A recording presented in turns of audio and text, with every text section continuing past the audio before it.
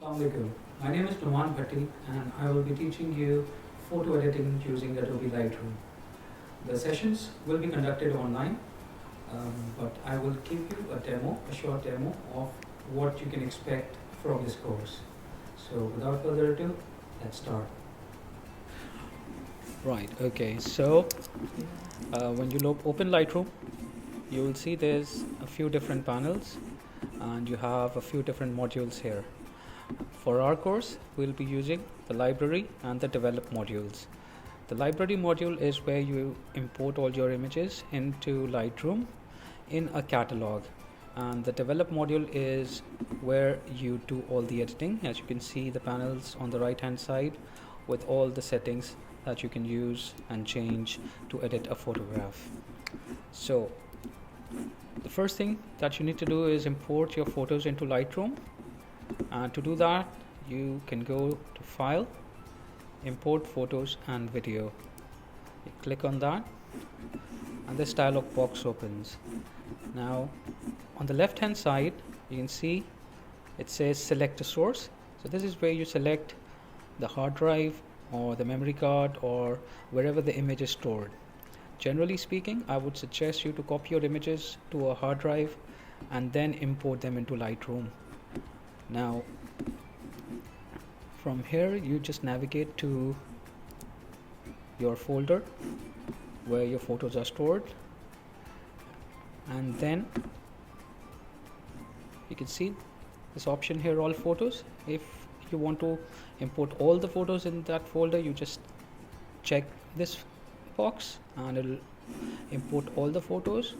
Or if you just want to import any particular or a few photographs from the folder, you will need to uncheck this and then select the photos that you want. So these photos are now all the media is loading up in this folder, as you can see, and we'll select one photo and then we can import this photo. Now you have a few different options here. We have copy as DNG, copy, move and add. We will go into detail on all these options in our sessions, but for now I'm just going to use the add button and I'm going to click import. You can see this little dialog box. Depending on the number of photos that you have, this might take a little while, but we're just importing one photo. So this is now imported here, and on this left hand panel you can see the folders where your photos are. All the folders that you have imported in Lightroom will appear over here.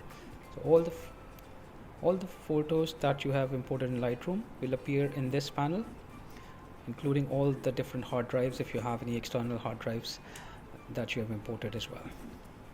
So we've got this photo imported. You can see this little thumbnail. You can increase the size of this thumbnail by dragging this up here. So all the photos in a particular folder, all the photos in a particular folder will show up here as a film strip.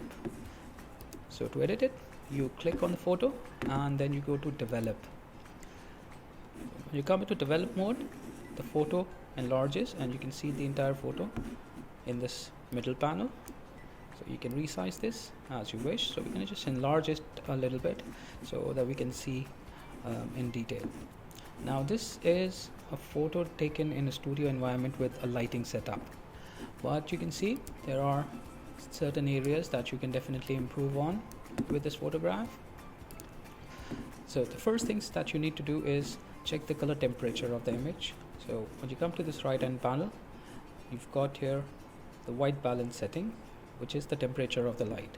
So if you move this around, you'll see you can go towards the blues to give it a colder look, or go towards the yellows to have a slightly warmer look. This can be a personal choice,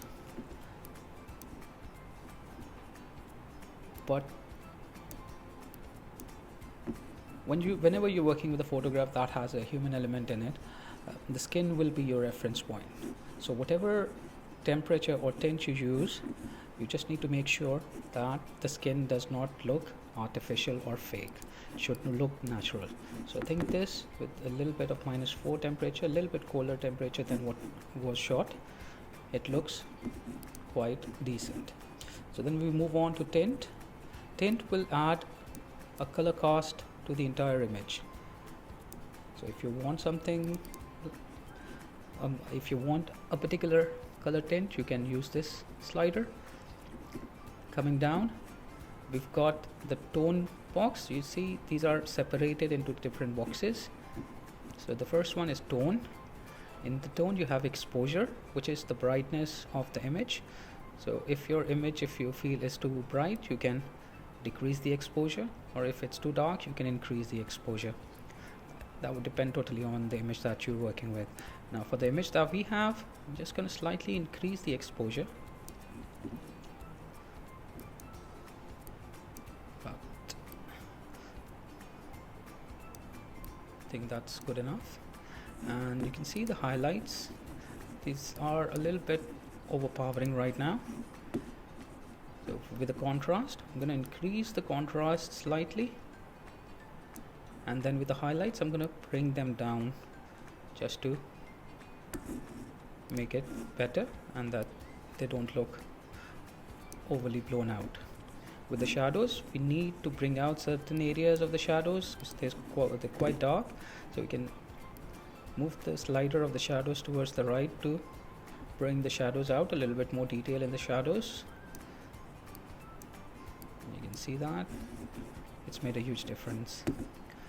The white and the blacks in the image are the whitest point and the blackest point, right? So it takes that as reference and then it reduces the whites or the blacks or increases either one. So with the whites, see if I increase it, you can see the brighter pixels of the image are being brightened even further. So you need to be careful with this, that you don't overdo it. With the blacks, again, you can either increase the blacks or decrease it to bring out more details from the dark areas. So in our case, with this image, I think a little bit blacks towards the right slider looks good. And then you have the presence panel here, which has clarity, vibrance and saturation. So the clarity is the clarity is the sharpness of the image, but you have to be very careful with this, especially if you're working with portraits and female portraits. They don't need to be very sharp.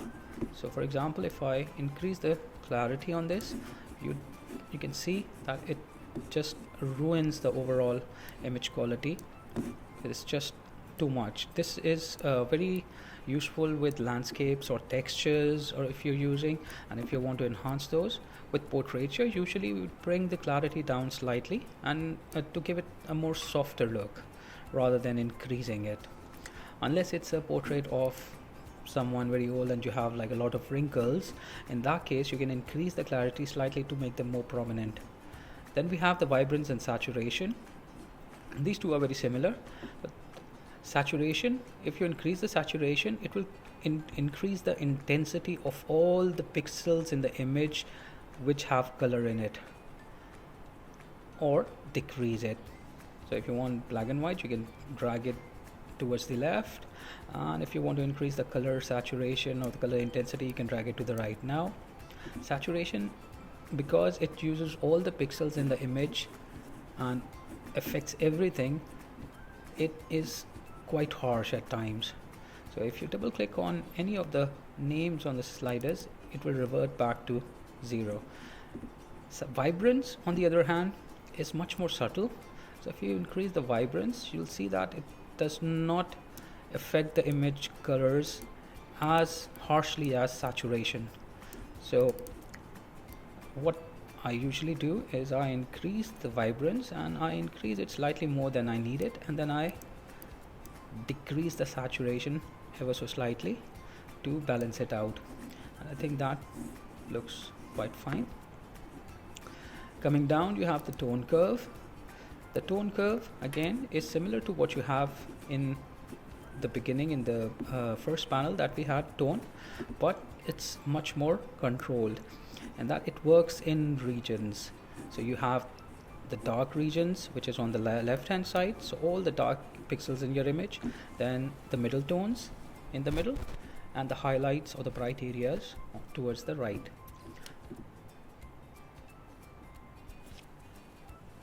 So okay, now here you can have a bit more control over the tonal curve or the tonal areas or the intensity of light, dark and shadows in your image. Now there's a couple of ways to do that. You can see, you can pinpoint, and so you can click and create a point and then drag this curve to affect the image. So if it's on the right hand side, the right hand side represent the bright pixels of the image, right? In the middle would be the middle tones, and on the left hand side are the dark areas.